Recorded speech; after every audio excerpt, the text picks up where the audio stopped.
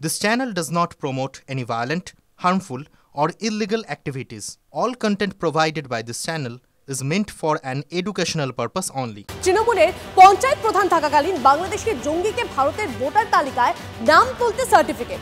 নওদার মধুপুর গ্রাম পঞ্চায়েতের প্রাক্তন প্রধান হাজি আলী খোদাবক্সের বিরুদ্ধে চাঞ্চল্যকর অভিযোগ। আর এখানেই শেষ নয়, ধৃত জঙ্গির বৌদি তৃণমূলের পঞ্চায়েত সমিতির প্রাক্তন সদস্য। সেই সুযোগকে কাজে লাগিয়েই বাংলাদেশি জঙ্গি সাদ রাডি ভারতের ভোটার তালিকায় নাম তুলেছিল বলে চাঞ্চল্যকর অভিযোগ। যদিও যাবতীয় অভিযোগ অস্বীকার করে পঞ্চায়েত সদস্যের দিকে দায় ঠেললেন প্রাক্তন প্রধান। তার দাবি, উপযুক্ত নথি ছাড়া তিনি কাউকে সার্টিফিকেট দেন না। কিভাবে ওই জঙ্গি সার্টিফিকেট পেল সেটা এলাকার পঞ্চায়েত সদস্যই বলতে পারবেন। আমরা জানি যে পঞ্চায়েতে কোনো সার্টিফিকেট ব্যাপার আমরা জানি না, ঠিক আছে। ওটা বিএলও, ওটা আপনার ওই যেখানে ভোটে সেখানকার বিএলও এবং মেম্বার ওরাই সব জানে, আমরা ওই ব্যাপারে কিছু জানি না।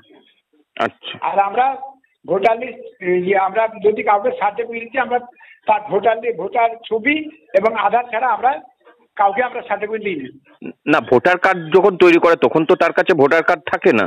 না, ওর আত্মীয় স্বজনের তাছাড়া আমরা দিই না। আচ্ছা। ওর বাবা কিংবা ওর বড় দাদা, হ্যাঁ, সেই রকম কি কেউ দিয়েছিল? না না, আমরা জানিনি। আমাদের কাছে ওটা বিএলও এবং মেম্বার বলতে পারবে ওই এলাকায়, আমরা জানি না। এবার অনুপ্রবেশ ইস্যুতে হুমায়ুনের নিশানায় প্রশাসনেরই একাংশ। পরিচয়পত্র দেওয়ার ক্ষেত্রে প্রশাসনের সতর্ক থাকা উচিত। প্রশাসনকে সতর্ক করলেন খোদ ভরতপুরের তৃণমূল বিধায়ক। কারো পরিচয় ব্লক অফিসে গেলে সার্টিফিকেট দেওয়া ঠিক নয়। অনুপ্রবেশ ইস্যুতে বড় গাফিলতির কথা মানলেন হুমায়ুন কবির। স্থানীয় প্রশাসনের তো কিছু ত্রুটি গাফিলতি রয়েছে, কারণ কেউ যদি একটা জাল নথি পেশ করে অন্য দেশের নাগরিক হিসাবে থেকে এখানে এসে কোনো বাংলার কোনো একটা ব্লকে, কোনো একটা থানায় আন্ডারে সে যদি কোনো জাল নথি পেশ করে সেটা যদি অরিজিনাল নথি হিসাবে গ্রহণ করতে পারে ব্লক লেভেলে, পঞ্চায়েত লেভেলে, যেখান থেকে পঞ্চায়েতের সদস্যরা তাকে একটা সার্টিফিকেট দিচ্ছে, ক্যারেক্টার সার্টিফিকেট বা রেসিডেন্সিয়াল সার্টিফিকেট, সেই রেসিডেন্সিয়াল সার্টিফিকেটটা ইস্যু করার ক্ষেত্রে সতর্ক হওয়া দরকার। পরিচয়পত্র দেওয়ার ক্ষেত্রে প্রশাসনের সতর্ক থাকা উচিত বলছেন হুমায়ুন কবির। কথা বলবো আমাদের প্রতিনিধি আমাদের সঙ্গে রয়েছেন সৌরভ। সৌরভ, তাহলে হুমায়ুন কবির তিনি কি মেনে নিচ্ছেন গোড়ায় গলদ? একেবারেই গোড়ায় গলদ যে হয়েছে তা তো দিনের আলোর মতোই স্পষ্ট, এবং পঞ্চায়েত স্তর থেকে যে এটা হচ্ছে এটাও স্পষ্ট। ভরতপুরের বিধায়ক হুমায়ুন কবির বিভিন্ন ইস্যুতে তিনি একেবারে চাঁচাছোলা আক্রমণ করেন, তিনি ঠোঁট কাটা, এবং যখন জঙ্গি অনুপ্রবেশ নিয়ে, মুর্শিদাবাদ নিয়ে বারংবার প্রশ্নচিহ্নের মুখে দাঁড়াতে হচ্ছে, মুর্শিদাবাদকে কেন্দ্র করে বারংবার উদ্বেগ বাড়ছে, সেই সময় কিন্তু আরও একবার নাম না করে পঞ্চায়েত স্তর, ব্লক স্তর এবং ত্রিস্তরীয় পঞ্চায়েতে তিনি হয়তো দলের কোনো পঞ্চায়েত সদস্যের নাম নেননি, কিন্তু তিনি কিন্তু চাঁচাছোলা ভাষায় আক্রমণ করে বলেছেন যে অবশ্যই পরিচয়পত্র দেওয়ার ক্ষেত্রে আরও সতর্কতা অবলম্বন করতে হবে। অর্থাৎ কোথাও একটা সতর্কতা যে অবলম্বন করা হচ্ছে না, ঢিলে ঢালা ভাবের সুযোগ নিচ্ছে একেবারে এই ধরনের সন্ত্রাসবাদী জঙ্গি কার্যকলাপ করা লোকজন, সেটা কিন্তু হুমায়ুন কবিরের কথাতে স্পষ্ট। এবং সেক্ষেত্রে পঞ্চায়েত স্তরে যে গাফিলতি তা নিয়ে এবার প্রশাসনের এবার সতর্ক থাকা উচিত। এতদিন কেন ছিল না, এটা তো একটা সবথেকে বড় প্রশ্ন। অবশ্যই সৌরভ, তুমি আমাদের সঙ্গে থাকো। দেখুন, পাসপোর্ট জালিয়াতি কাণ্ডে আদালতে চাঞ্চল্যকর দাবি পুলিশের। পাসপোর্ট জালিয়াতি চক্রের সঙ্গে এবার মানব পাচার চক্রের যোগ। পুলিশের দাবি, মানব পাচার চক্রের যোগ থাকার ইঙ্গিত, এমনটাই সম্ভাবনা রয়েছে। কথা বলবো আমাদের প্রতিনিধি সুপ্রিয়া আমাদের সঙ্গে রয়েছেন সরাসরি। সুপ্রিয়া, এতদিন তো জাল পাসপোর্ট এই তথ্য সামনে আসছিল, বিভিন্ন জাল পাসপোর্ট সামনে আসছিল, এবার যে তথ্য সামনে আসছে তাতে মানব পাচার যোগ।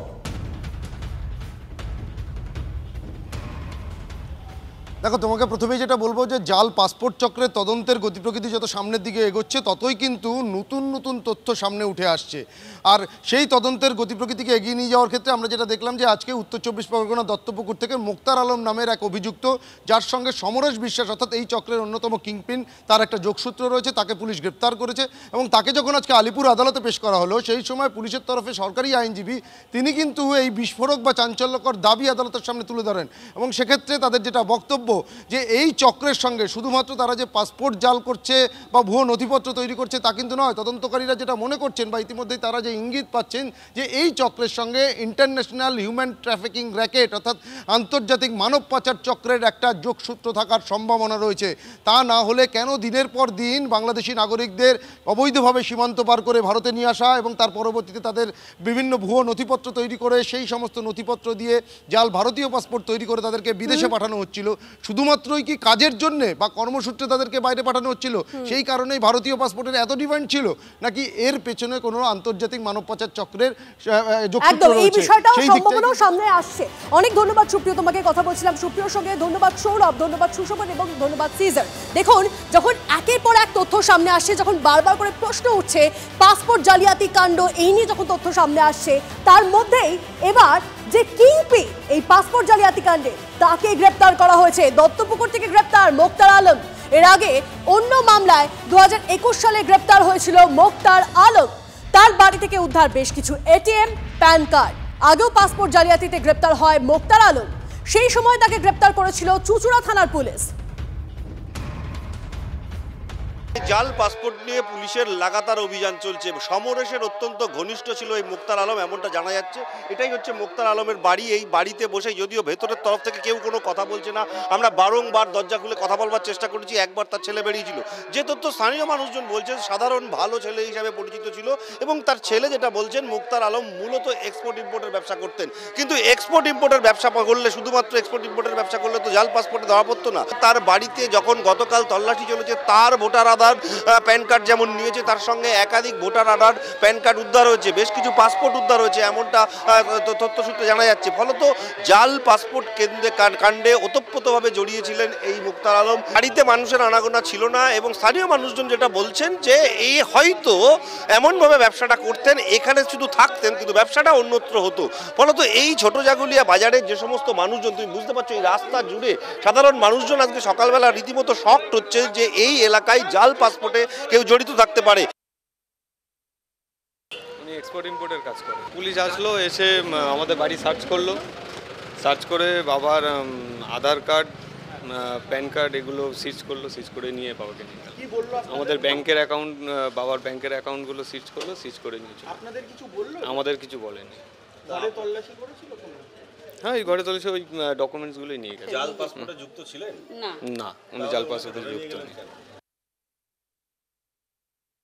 আগে একবার নিয়ে গেছিল, বছরখানিক আগে একবার, জানি ওইটুকুনি। তারপরে কিছুদিন পরে ছেড়ে দিয়েছিল। তারপর তখন এইসব ব্যাপারই মনে হয়, পাসপোর্টের ব্যাপারেই যতটুকু শুনেছিলাম।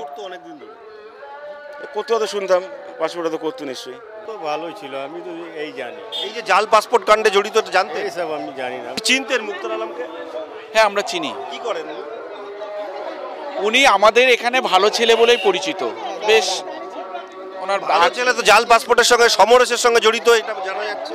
ওই সমরেশ, তাই তো? এটা আমাদের জানা নেই। আপনারা কখনো বুঝতে পারেন? না, আমরা বুঝতে পারি। এখানে কোনো মানুষের আনাগোনা ছিল? না না না না, এটা দেখিনি আমরা। সেটা তদন্ত হবে, তদন্ত সাপেক্ষে আইন মোতাবেক সেটা চলবে। আমি এখনো পুরোপুরি ঘটনাটা জানি না, অবশ্য আমরা জানার চেষ্টা করছি। এবং দেখুন, তদন্ত হচ্ছে, তদন্ত হবে, যে দোষী সাব্যস্ত হলে তার সাজা হবে। আপনারও তো এই একই এলাকায় বাড়ি, এই একই গ্রাম পঞ্চায়েতের মধ্যে, তো স্বাভাবিকভাবে এটা মানে এরকম চালাতো এতদিন ধরে। এর আগেও একবার গ্রেপ্তার হয়েছিল। না, আমি বলছি তো, আমি জানি না এটা ঘটনাটা, আমরা খোঁজ খবর নিচ্ছি। আর এটা পুলিশ প্রশাসন দেখছেন, এটা প্রশাসনের ব্যাপার, ঠিক আছে? আমরা সম্পূর্ণ সহযোগিতা করব প্রশাসনের সঙ্গে। গোটা পশ্চিমবঙ্গেতে এই যে চক্র চলছে, আমরা তো কত বছর ধরে গলা ফাটাচ্ছি যে পশ্চিমবঙ্গের বাঙালিদের ঘুম ভাঙানোর জন্য গোটা পশ্চিমবঙ্গটাকে বিনা যুদ্ধে দখল করার চেষ্টা চলছে পাকিস্তানের তরফ থেকে, বাংলাদেশের তরফ থেকে। আমরা যদি বুঝতে না পারি, এবং তাদের তৃণমূল কংগ্রেস হেল্প করছে, ডেমোগ্রাফি চেঞ্জ করা হচ্ছে বাংলাতে এসে রোহিঙ্গাদেরকে বসিয়ে দেওয়া হচ্ছে। এরপরে কলকাতাবাসী কোথায় পালাবে সেটা তো ঠিক করতে হবে। এই মুহূর্তে আরো একটা ব্রেকিং নিউজ। মুখ্যমন্ত্রী মমতা বন্দ্যোপাধ্যায়কে চিঠি কেন্দ্রীয় সড়ক মন্ত্রী নীতিন গডকরি। রাজ্যের একাধিক জাতীয় সড়ক সংস্কার ও সম্প্রসারণের জন্য চিঠি। আর কি রয়েছে সেই চিঠিতে জানবো আরো বিস্তারিতভাবে। আমাদের প্রতিনিধি দীক্ষা আমাদের সঙ্গে রয়েছেন। দীক্ষা, দেখো, নীতিন গডকরি মুখ্যমন্ত্রী মমতা বন্দ্যোপাধ্যায়কে একটি চিঠি পাঠিয়েছেন। সেখানে এ রাজ্যে মোট 16টি জাতীয় সড়ক রয়েছে। সেই জাতীয় সড়কগুলি সম্প্রসারণ করার এবং সংস্কার করার প্রয়োজন রয়েছে, কিন্তু বিগত কয়েক বছর ধরে জমি জটের কারণে কিন্তু সেই সম্প্রসারণ বা সংস্কারের কাজ আটকে রয়েছে।